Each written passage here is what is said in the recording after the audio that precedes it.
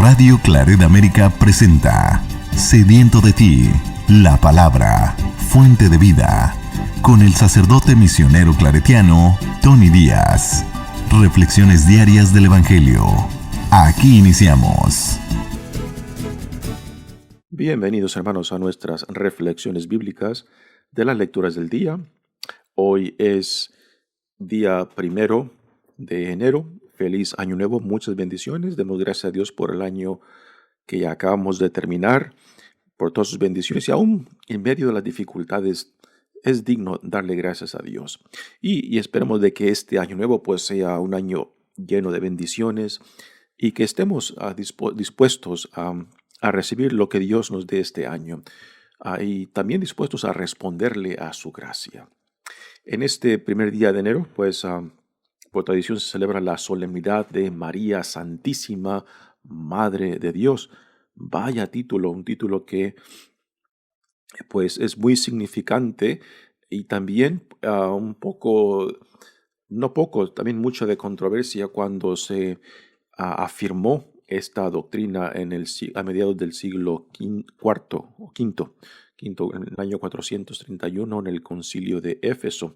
Ya diré más acerca de esto en la sección de reflexión. La primera lectura de hoy viene del libro de Números, capítulo 6, versículos 22 al 27. En aquel tiempo el Señor habló a Moisés y le dijo: Di a Aarón y a sus hijos que de esta manera bendecirán a los israelitas. El Señor te bendiga y te proteja.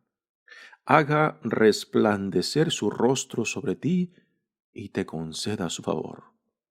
Que el Señor te mire con benevolencia y te conceda la paz. Así invocarán mi nombre sobre los israelitas y yo los bendeciré. Palabra de Dios. El salmo responsorial es el Salmo 66 y el responsorio es: Ten piedad de nosotros, Señor, y bendícenos. Ten piedad de nosotros, Señor, y bendícenos. Ten piedad de nosotros y bendícenos. Vuelve, Señor, tus ojos a nosotros, que conozca la tierra tu bondad, y los pueblos tu obra salvadora. Las naciones con júbilo te canten, porque juzgas al mundo con justicia. Con equidad tú juzgas a los pueblos, y riges en la tierra a las naciones. Que te alaben, Señor, todos los pueblos, que los pueblos te aclamen todos juntos. Que nos bendiga Dios y que le rinda honor el mundo entero. Ten piedad de nosotros, Señor, y bendícenos. La segunda lectura de hoy viene de la carta de San Pablo a los Gálatas, capítulo 4, versículos 4 al 7. Hermanos, al llegar la plenitud de los tiempos, envió Dios a su Hijo nacido de una mujer, nacido bajo la ley, para rescatar a los que estábamos bajo la ley, a fin de hacernos hijos e hijas suyos. Pues que ya son ustedes hijos e hijas, Dios envió a sus corazones el espíritu de su Hijo, que clama: Abba, es decir, Padre. Así que ya no eres siervo, sino hijo, y siendo hijo eres también heredero por voluntad de Dios. Palabra de Dios. El Evangelio de hoy viene de Lucas, capítulo 2, versículos 16 al 21. En aquel tiempo, los pastores fueron a toda prisa hacia Belén y encontraron a María, a José y al niño, recostado en el pesebre. Después de verlo, contaron lo que les había dicho de aquel niño, y cuantos los oían quedaban maravillados. María, por su parte, guardaba todas estas cosas y las meditaba en su corazón. Los pastores se volvieron a sus campos, alabando y glorificando a Dios por todo cuanto habían visto y oído, según lo que les había anunciado. Cumplidos los 8 días, circuncidaron al niño y le pusieron el nombre de Jesús, aquel mismo que había dicho el ángel antes de que el niño fuera concebido. Palabra del Señor. Bueno, damos comienzo a nuestra reflexión de las lecturas de hoy, pero antes comentemos algo acerca de esta solemnidad que celebramos en torno a María y con el título de Madre de Dios. Este título se le otorgó a María en la declaración del Concilio de Éfeso en el año 431. Aunque ya mucho antes de este concilio, ya a María se le nombraba Madre de Dios, pero dentro de la iglesia aún había muchas divisiones y habían algunos que cuestionaban el darle tal título a María como Madre de Dios. O sea, como un ser humano, como una mujer humana, pues puede ser la madre de un Dios que es infinito, que es omnipotente, ¿no? Pero detrás de esta doctrina, detrás de esta declaración, hay otra verdad que hace posible esta declaración en torno a María, ¿no? A Jesús lo declaramos verdadero hombre y verdadero Dios. Una sola persona con dos naturalezas distintas, completamente hombre y completamente divino. Así que esta doble naturaleza de Jesucristo, verdaderamente humano, hombre y verdaderamente Dios, pues está en el trasfondo de esta doctrina de María. Por eso cuando decimos de que María es la madre de Jesús y Jesús, pues también es el Hijo de Dios, que es parte de la Santísima Trinidad, Dios Hijo, junto con Dios Padre y Dios Espíritu Santo. Así que entender y apreciar esta afirmación, esta doctrina de María como Madre de Dios, uno tiene que también comprender esta otra doctrina de la doble naturaleza de Jesucristo como verdadero hombre y verdadero Dios, ¿no? Porque María, siendo madre de Jesús, pues también es madre de Jesús, quien es el Hijo de Dios, ¿no? Y entendiendo esto, pues no hay gran problemática tanto de aceptar como de comprender este tremendo título de Madre de Dios, lo cual para la mentalidad judía, pues sería una blasfemia, un escándalo, ¿no? Pero también para ellos es una blasfemia o escándalo porque no aceptan que en Jesucristo, pues Dios se hace uno con nosotros, toma nuestra carne, toma nuestra humanidad, ¿no? Y este concilio, pues, se llevó a cabo, como dije antes, en el año 431, en el concilio de Éfeso, que formalmente declaró esta definición de María como Madre de Dios. Muy bien, pasemos ahora a la primera lectura, que es una lectura bellísima, porque contiene esta oración.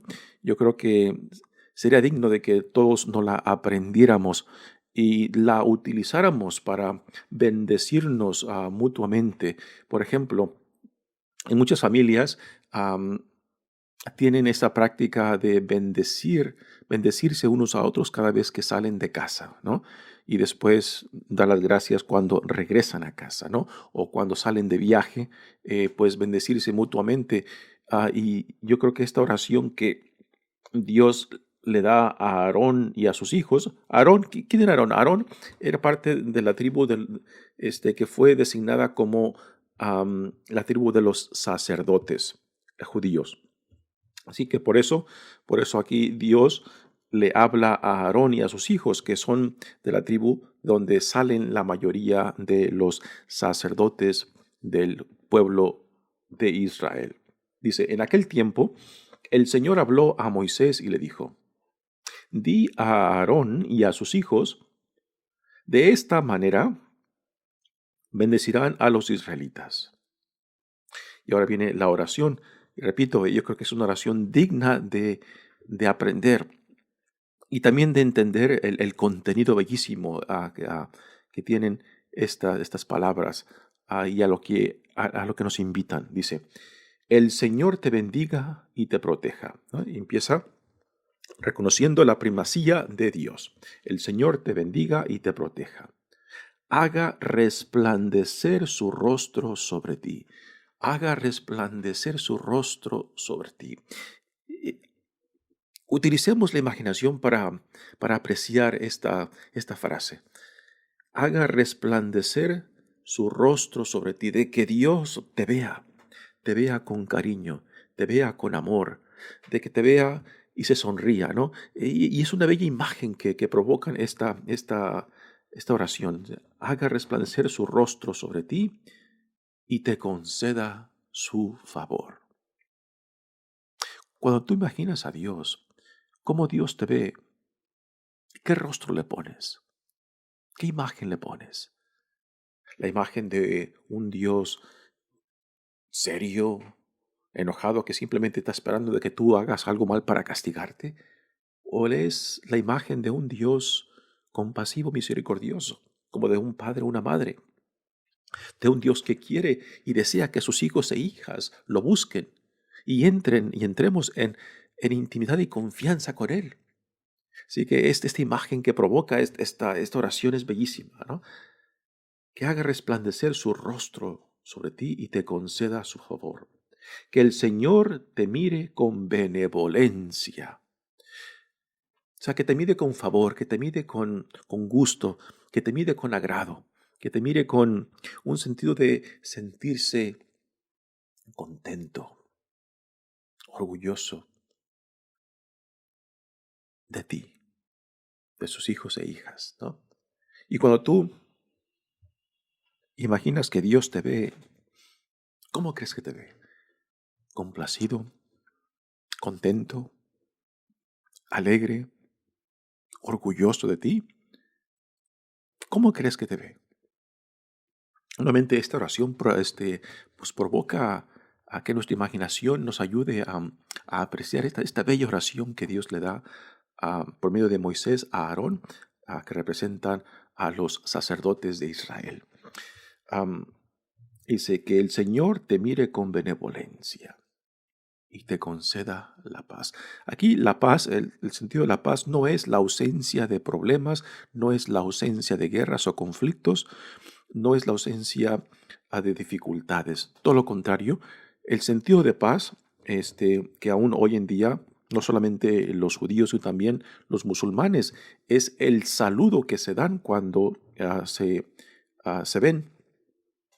Y el sentido de paz que se ofrece es el sentido de que por encima de las dificultades, por encima de los retos, por encima de lo que la vida te puede dar, que la paz reine en ti, ¿no? Y la paz es ese sentido de que venga lo que venga, pase lo que pase, estaremos bien porque Dios está con nosotros, porque Dios camina con nosotros, porque Dios ha hecho un compromiso de estar con su pueblo en las buenas y en las malas. Y esto es lo que nos produce este sentido de paz, de que estando bajo la providencia de Dios, no hay nada que me separe de Él. Y la lectura termina diciendo, así invocarán mi nombre sobre los israelitas y yo los bendeciré. Nuevamente leo otra vez esta oración y repito, es digno de memorizarla y utilizarla en las bendiciones que somos llamados a darnos mutuamente, ¿no? No simplemente son las bendiciones de los sacerdotes, de los obispos, los que cuentan, ¿no? Sino también la bendición que cada uno nos ofrecemos en las idas y venidas, en los momentos de dificultad, en momentos de gracia, en momentos de gratitud, en los momentos de simplemente reconocer de que estamos bajo la providencia de Dios. Y dice nuevamente la oración: el Señor te bendiga y te proteja, haga resplandecer su rostro sobre ti y te conceda su favor. Que el Señor te mire con benevolencia y te conceda la paz. Muy bien, pasemos ahora a la segunda lectura, que viene de la carta de San Pablo a los Gálatas. Es una carta muy interesante, donde hace mención a María, pero ni siquiera utiliza el nombre de ella, lo cual en cierta manera es muy judío, en el sentido de que bajo la gracia de Dios pues no hay privilegios, y pues María como madre pues no está privilegiada en el sentido de que está por encima de todo ser humano, sino que aunque Dios la escoge, pues no le da privilegios que son diferentes que los nuestros. Por ejemplo, María, en el llamado que recibió, pues también eh, tiene que responder a ese llamado como tenemos que responder nosotros al llamado que Dios nos hace, ¿no? Así que en esto María no tiene ningún privilegio, porque el mismo sí que ella da es el mismo sí que también nosotros somos llamados a darle a Dios. Así que en este sentido María no tiene ningún privilegio por encima de nosotros, pero sí ah, tiene esta vocación muy particular, muy singular, de ser la madre de nuestro Señor Jesucristo. Dice San Pablo en esta carta: hermanos, al llegar la plenitud de los tiempos, y aquí cuando se habla de los tiempos, pues Pablo está hablando acerca del tiempo en el sentido kairos. Ya en otras reflexiones he hablado acerca de dos tipos de tiempo: el tiempo cronológico, lineal, y el tiempo kairos, que es el tiempo de Dios, el tiempo de la eternidad, el tiempo del momento preciso, apropiado, cuando Dios determina, cuando Dios decide, ¿no? Y este es el tiempo del cual Pablo está hablando, al llegar la plenitud de los tiempos, el tiempo kairos, el tiempo de la decisión de Dios y que solamente le pertenece a Dios. Envió Dios a su Hijo, nacido de una mujer, nacido bajo la ley, para rescatar a los que estábamos bajo la ley. Y esta frase es muy importante cuando Pablo dice para rescatar a los que estábamos bajo la ley. San Atanasio, uno de los padres de la iglesia en el siglo III, dijo lo siguiente: San Atanasio: todo lo que es asumido es redimido. Este es esta frase está en el sentido positivo.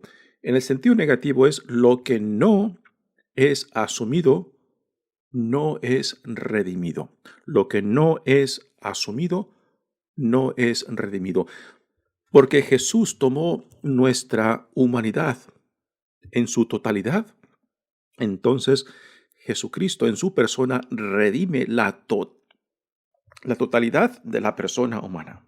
Y aquí nuevamente entra la doctrina de la doble naturaleza de Jesucristo, verdadero hombre y verdadero Dios. Porque si Dios y Jesucristo no hubiera asumido la totalidad de nuestra humanidad, entonces no podía redimir la totalidad de nuestra humanidad, ¿no? Así que estas palabras de San Pablo pues afirman algo muy fundamental, tanto de la dignidad de Jesucristo como verdadero hombre y verdadero Dios, como también el sentido de que en Él toda nuestra humanidad es redimida, porque Dios en Jesucristo no jugó a ser un ser humano, sino que tomó la totalidad de nuestra esencia humana, para que así nosotros en Él también podamos compartir de su divinidad. Muy bien, dice San Pablo, a fin de que a fin de hacernos hijos e hijas suyos, ¿no? Así que en Jesucristo todos somos adoptados como hijos e hijas de Dios, lo cual tiene grandes implicaciones de que Dios no nos ve como siervos, no nos ve como esclavos, sino como hijos e hijas, y por lo tanto también herederos, herederos de la gracia de Dios. Dice, puesto que ya son ustedes hijos e hijas de Dios, envió a sus corazones el espíritu de su Hijo, que clama Abba, es decir, Padre. Así que ya no eres siervo, sino hijo o hija, y siendo hijo o hija, eres también heredero por voluntad de Dios, de que somos herederos de Dios, ¿no? Y esto pues nos llama a algo muy importante, ¿no? De que por la pura gracia de Dios no solamente somos salvados, redimidos, justificados, sino también por la gracia de Dios somos adoptados como hijos e hijas de Dios y como tal, como hijos e hijas, pues también somos parte de la herencia que Dios tiene reservada para todos sus hijos e hijas, ¿no? Así que una bella carta de San Pablo donde nos trae esta doctrina de nuestra redención en la humanidad de Jesucristo. Muy bien, pasemos ahora al Evangelio de hoy, que es parte del tema navideño dentro del Evangelio de Lucas. Dice, en aquel tiempo los pastores fueron a toda prisa hacia Belén. Recordamos de que los pastores están en el campo y son visitados por unos ángeles que les dicen que vayan a ver lo que acaba de ocurrir, el nacimiento del Mesías, el nacimiento del Hijo de Dios. Y los pastores pues van deprisa para ver lo que se les ha anunciado por estos ángeles. Y el hecho de que son estos pastores los que son los primeros testigos y también los primeros proclamadores, pues es algo muy significante porque los pastores eran gente de muy bajo prestigio y eran gente que no era bien vista por la población, era gente a quien se les veía con mucha desconfianza. ¿Por qué? Porque vivían en la intemperie, vivían con las ovejas, vivían en el campo, eran sucios porque, o sea, vivían al aire libre, vivían con los animales. Así que el hecho de que Dios escoge a los pastores, a estos pastores, para que sean los primeros testigos y los primeros proclamadores de lo que, no solamente de lo que Dios le ha anunciado, sino también de lo que ellos han visto cuando finalmente van y ven a María, José y al niño Jesús en el pesebre. Así que el hecho de que son pastores, pues es muy significante porque nuevamente Dios toma una opción desde donde ve la creación, desde donde ve su reino. Y la opción que Dios toma es desde la gente sencilla, la gente dispuesta a escuchar, a recibir y a identificarse con lo que Dios revela, ¿no? Y esto es lo que los pastores nos revelan, ¿no? Y esto si lo comparamos, pues, a la crema innata, a los especialistas en la religión, a los especialistas en la Sagrada Escritura, que fueron los que menos aceptaron y los que más rechazaron y lo que a últimas condenaron al Hijo de Dios, al Mesías, a quien Dios les mandó, ¿no? Así que es muy significante porque los pastores representan la perspectiva desde donde Dios ve la creación, su reino, y desde donde Dios se para, y desde ahí nos invita a nosotros también de ver y pararnos junto con Él, y desde ahí también, pues, no solamente recibir e interpretar y aplicar lo que significa ser ciudadano de este reino que Dios ha inaugurado en Jesucristo nuestro Señor. Así que dice el Evangelio, en aquel tiempo los pastores fueron a toda prisa hacia Belén y encontraron a María, a José y al niño recostado en el pesebre, ¿no? Aquí hemos de aclarar la palabra pesebre en su sentido original, hace referencia a esta estructura, a este receptor donde se le ponía comida a los animales, a las vacas, a los caballos, ¿no? Y es lo que el Hijo de Dios, Jesús, está utilizando como una cuna. Estamos tan acostumbrados a pensar que un pesebre pues es la cuna de un niño, una niña, ¿no? Pero el sentido original de la palabra pesebre es el receptor donde se le da de comer a los animales. Y, y Dios, el Dios encarnado, el Dios omnipotente, que se hace uno con nosotros en esta criatura vulnerable, indefensa, pues mira, ¿dónde dónde es acostado, ¿no? Y el ambiente donde nace, en un establo, rodeado de animales, ¿no? Y donde hay animales, pues también hay mal olor, y hay suciedad, y también pues hay, de cierta manera, hay cierta violencia en cómo los animales tienen que convivir unos con otros, ¿no? Y es en ese ambiente donde Dios se hace uno con nosotros, ¿no? Y nuevamente aquí, esto es muy significante e importante para nosotros en comprender y apreciar cómo es que Dios se hace uno con nosotros. Hemos de recordar el por qué Jesús y María se encuentran en Belén. Recordamos de que José lleva a su esposa María para registrarse para el censo en el pueblo de donde son ellos. Y por eso se encuentran en Belén. Así que en Belén, un pueblo pequeño, pues se encuentra inundado de gente que ha regresado para registrarse para el censo. Y por eso, pues, no encuentran posada José y María. Y el único lugar que pueden utilizar para, mientras están ahí en Belén, pues es un establo. Y es ahí en el establo donde Dios nace en nuestro mundo.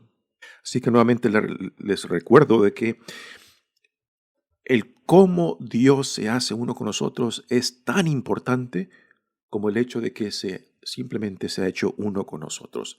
El cómo también es de suma importancia porque nos dice algo de cómo Dios se revela y desde dónde Dios ve su creación, desde donde Dios, de cierta manera, interpreta su presencia entre nosotros y que somos llamados a estar juntos con Él, a ponernos juntos con Él desde ese punto de vista y ver la realidad de las cosas, ver la realidad del mundo desde ese punto de vista.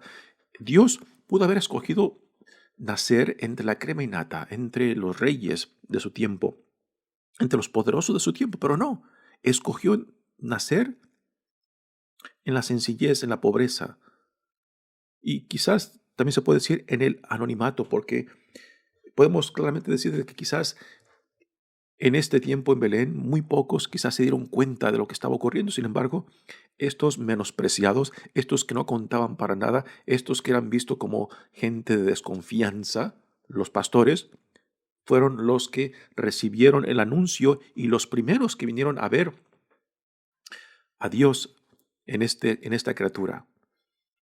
Y cuando llegan los pastores a ver a José y María, aunque no se nos dan ningún tipo de intercambio, pues solamente les comparten a ellos y a otros que quisieran escuchar lo que Dios les había revelado por medio de estos ángeles. Y los pastores pues le comparten a María y José todo lo que ellos habían escuchado por medio de los ángeles. Y aquí viene esta expresión que solamente la encontramos en Lucas cuando dice, María por su parte guardaba todas estas cosas y las meditaba en su corazón, ¿no?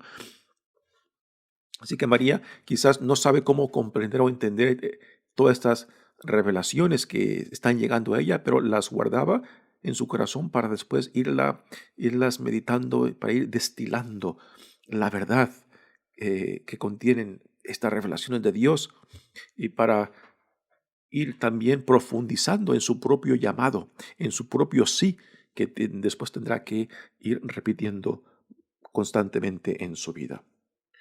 Después dice, los pastores se volvieron a sus campos alabando y glorificando a Dios y por todo cuanto habían visto y oído según los que les habían anunciado.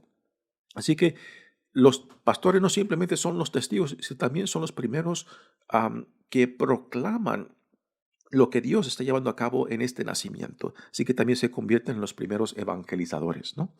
Y nuevamente les digo de que el hecho de quiénes son los pastores es muy significante e impresionante, porque nos dice mucho acerca de cómo es que Dios viene a nosotros, dónde hemos de buscarlos, ¿no? Am, Otra pregunta que quizás tenemos que hacernos, particularmente en torno a esta solemnidad que estamos celebrando de María, Madre de Dios, es de preguntarnos, ¿en qué consiste la gloria de María? Y esto es una pregunta importante por lo siguiente, ¿no? Porque yo creo que históricamente a María se le ha hecho mucha injusticia cuando le hemos dado tanta importancia y tanto énfasis a su virginidad y al hecho de que es la madre de Jesús, y hemos hecho quizás muy secundario o el sí, la respuesta, el compromiso de María, porque la gloria de María consiste no tanto en su virginidad, no tanto el hecho de que es madre, sino en su sí, en el sí que ella le da a Dios, porque es un sí de confianza, un sí de entrega, un sí que tuvo que ir repitiendo las buenas y las malas, ¿no? Y es en este sí que donde se encuentra la gloria de María, el por cual la nombramos no simplemente Madre de Dios, sino también como Madre de la Iglesia, ¿no? Y hay una cita de los evangelios, yo creo que ayuda a entender lo que estoy diciendo. En el capítulo 11 de Lucas, versículo 27, Jesús se encuentra rodeado de una multitud, y dentro de esta multitud hay una mujer que está impresionada por los hechos de Jesús, los milagros, la autoridad con la cual habla, la autoridad con la cual enseña, y esta mujer dice, reconociendo su admiración tanto por Jesús y por la madre de Jesús, dice, una mujer de la multitud alzó la voz y dijo, dichoso el vientre que te llevó y los pechos que te criaron. Y Jesús le responde, dichosos más bien los que escuchan la palabra de Dios y la cumplen. O sea, aquí en este pasaje queda bien claro de que María no tenía ningún privilegio por el hecho de que es la madre de Jesús, de que también María tenía que hacerse discípula de Jesús, de que también tenía que responder al llamado y ser fiel a ese llamado. Por eso decimos que su gloria, la gloria de María, reside en su sí, en su confianza, en su entrega, en su discipulado, en su fidelidad al llamado de Dios. Mi nombre es Padre Tony Díaz, misionero claretiano. Que Dios los bendiga. Radio Claret América presentó Sediento de ti, la palabra.